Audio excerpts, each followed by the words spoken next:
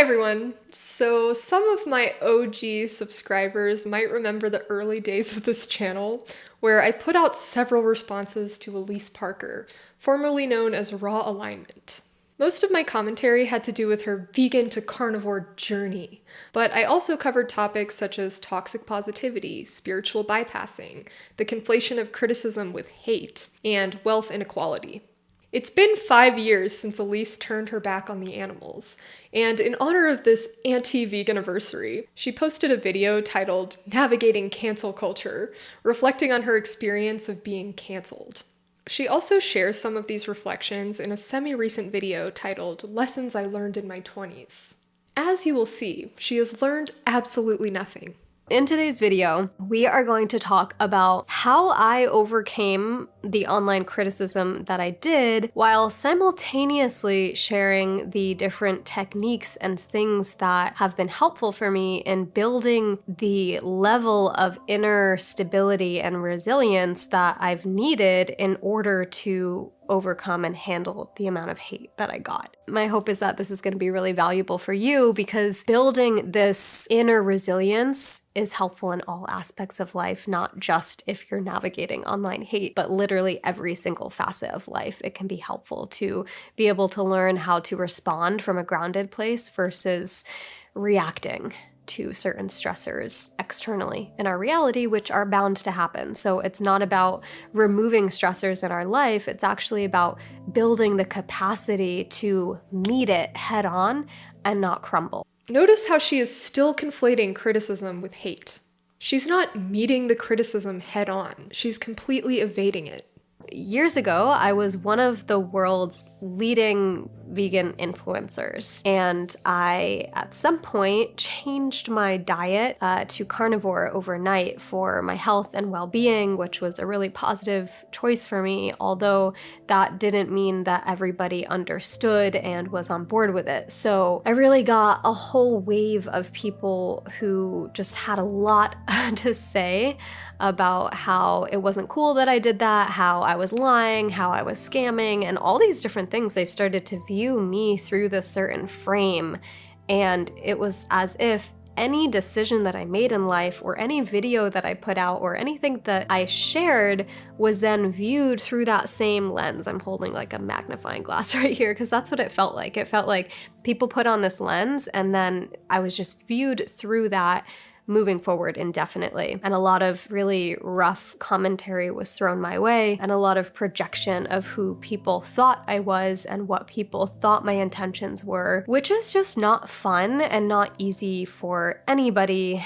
And I'll say, especially myself, I am a quite sensitive person. So at the time that I changed my diet, I had over 800,000 YouTube subscribers. So that's a lot of energy being directed at one person. Not to say that all of that was negative, but a good portion of it was for a period of time. So that's kind of what we're working with. How does one sensitive being, empath, navigate all of that and come out on the other side okay? What did you expect going from one of the world's leading vegan influencers to carnivore overnight? Like, of course people are going to be upset with you. You built a significant portion of your platform on veganism and then did a total 180.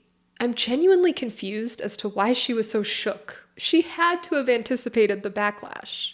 Also, I can't help but comment on her self-identifying as an empath. Like, girl, where is your empathy for the billions of farm animals who are slaughtered every year for human consumption? The main concept we're working with is the concept of expanding our capacity to be with reality. Expanding our capacity to meet what is here head on and not crumble. To be able to meet it from a place of care and compassion, and also this quality of neutrality. For me, what this looked like was practicing in little doses, building my capacity to look at the fact that, yeah, there's a lot of projection getting thrown my way. That doesn't mean needing to scroll through every single comment and looking at it like quite literally, but that more so means with my awareness, it's like being able to look at, yeah, this is really happening right now. yeah, this is really intense right now. And for a period of time when this first happened, I could not look at it. I didn't have that capacity. My survival response was to block it out and pretend like nothing's happening. Nothing's happening. It's still me. Hi, welcome to my channel. We're still making videos. And that's where I was at. But if we want to build resilience and we want to get out of survival patterns and into presence, like true grounded presence, to be able to handle things in this grounded way, then we need to at some point start making that shift. I went from I can't look at it to in little doses starting to look at it, starting to, I like to refer to it as like getting with the reality of what's happening. So, wow, yeah, okay, so I lost this many subscribers, okay. And take a breath, and can I be with that? Okay, and then orienting to this present moment. Okay, yes, that's happening, and so here's a cheat code for you. Yes, and. I want you to write this down in your phone or in a notebook or something, but keep this with you. This is going to be a huge mantra for anyone out there who has the tendency to have more black and white thinking or be more like all or nothing. This is huge. Being able to bring in the yes, there is a lot going on in the online space, and my livelihood and my career and my character and all of these different things are being poked at would be a nice way to put it. And right here and now, where am I? So mostly I would be in my house. I'm not in my house right now, but right now I can even find safety in this moment. So right here, okay, I'm in a filming studio and there's another person here with me and there's actually nothing bad happening right in this moment. And so it's starting to titrate between the stressor and the safety, the threat and the safety in this present moment. So starting to bring into your awareness the thing that's really challenging.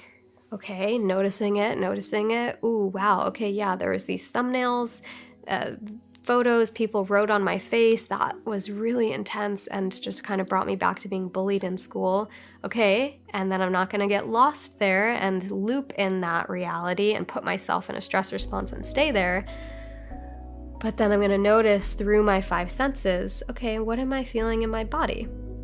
Okay, and do I feel my butt on this chair? Do I feel the texture here? What are the colors that I see? Taking a natural, deeper breath is a sign that the nervous system is down regulating, so bringing more calm into the system. Can she be any less self-aware? Like, does she hear the words coming out of her mouth? Expanding our capacity to be with reality, getting with the reality of what's happening. The reality is that over 80 billion land animals are exploited and killed for meat every year. Animal agriculture is a huge driver of climate change. Meat and dairy is causing, not curing, health conditions such as cancer and heart disease, which are the leading causes of death in the developed world. She is so self-absorbed that she views losing subscribers as this awful thing that she has to face and breathe through. In the context of losing subs over the fact that she is now disregarding what the animals have to face and literally taking their breath away from them. She says for a while she couldn't even look at it, meaning her comments section and subscriber count. But now she has the courage to look in small doses. Meanwhile, she refuses to face the reality of what she is supporting. She cannot even think about it, let alone look at slaughterhouse footage. What Alyse is doing here is called spiritual bypassing. This is where people use spiritual ideas or practices to avoid or sidestep actual spiritual development. Alyse is using 5 sense awareness as a method of avoidance. I don't condone actual bullying. Watch my video on cyberbullying for clarity on what I mean by this. But the meanest thumbnail in the world is nothing compared to having your throat slit. Alyse is being a crybully, victimizing animals while positioning herself as the victim of cyberbullying.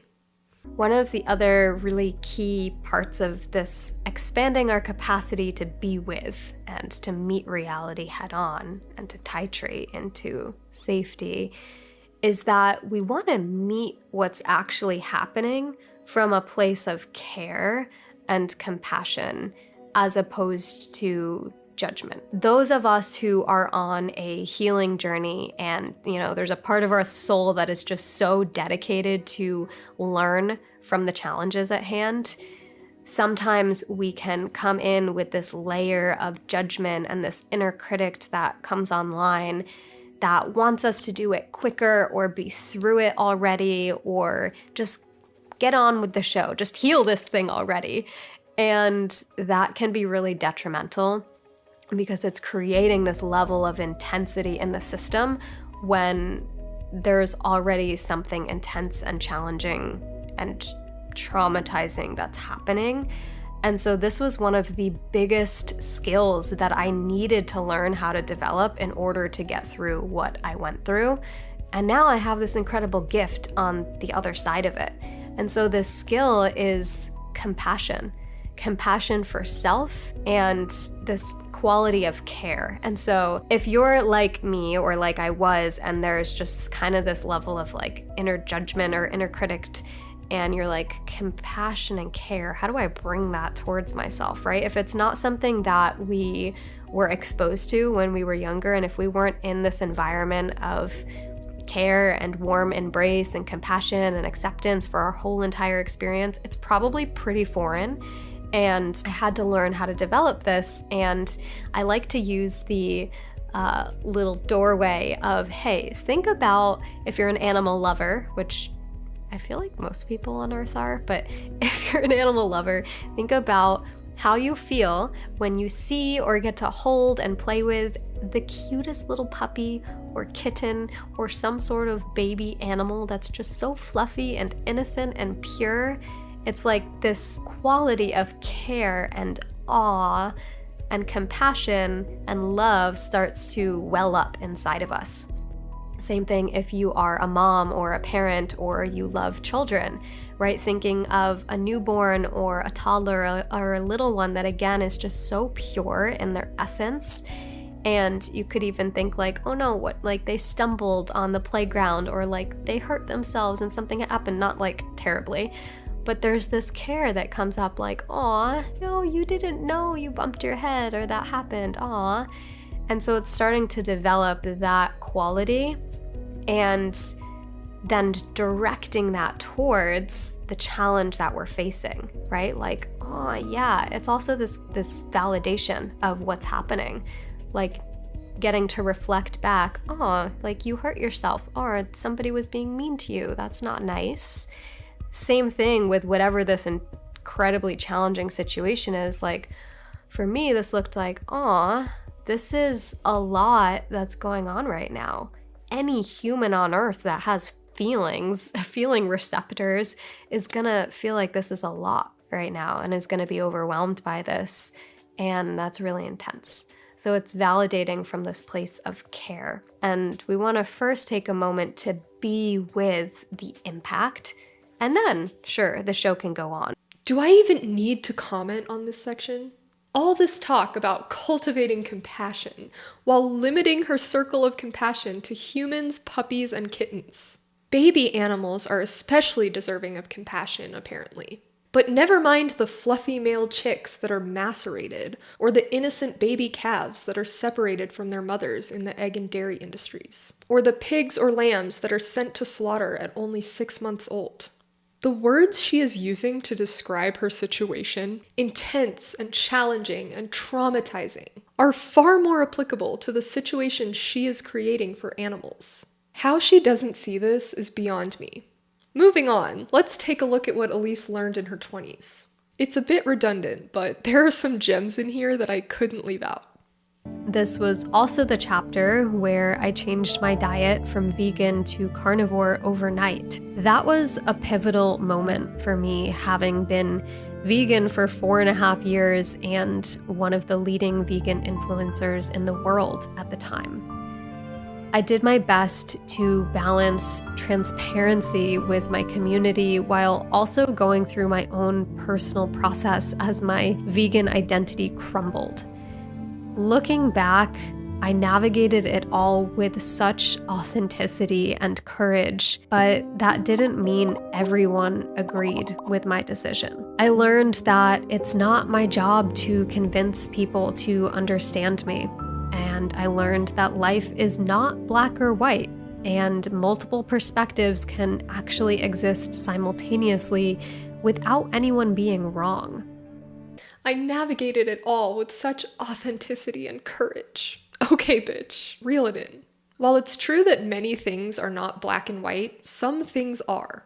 Carnism and veganism are not two perspectives that are both right. They are diametrically opposing perspectives. In discussions about moral atrocities such as slavery and genocide, the saying, "life isn't black and white," serves as a thought-terminating cliche. Parker, she's been known to try new things and push herself, but recently she was having some health difficulties and decided to try the carnivore diet after several friends, former vegans themselves, told her of the alleged benefits. The news clip she includes here reinforces my hatred of corporate media. It's such irresponsible journalism to give credibility to a diet that is so patently dangerous. All major dietetic organizations recommend a diet centered around whole plant foods. Implicit in this messaging is to limit the consumption of animal products, and these organizations often explicitly recommend avoiding red and processed meat. Not only does the carnivore diet lack evidence to support it, the evidence against it is strong. For the next few years, I dealt with mass amounts of online hate and the psychological impact of being quote unquote canceled. To be entirely honest, it was torture. There were thousands of comments and videos that people made bashing my character, targeting my business, and making assumptions about my true intentions.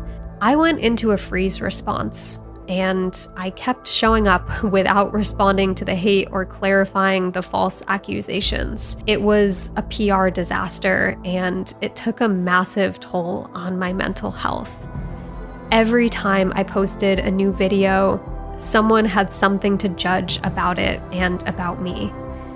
I did my absolute best to stay strong, but honestly, I had really great coping strategies that made it appear like everything was okay and I was unfazed. But the truth is, I'm human and it impacted me deeply. I became really withdrawn and I shared less about my personal life. I slowed down my uploads. I took a year off of Instagram. It was a confusing time for me, and I didn't know what the future held, but what I did know was that it was not authentic for me to share like I used to.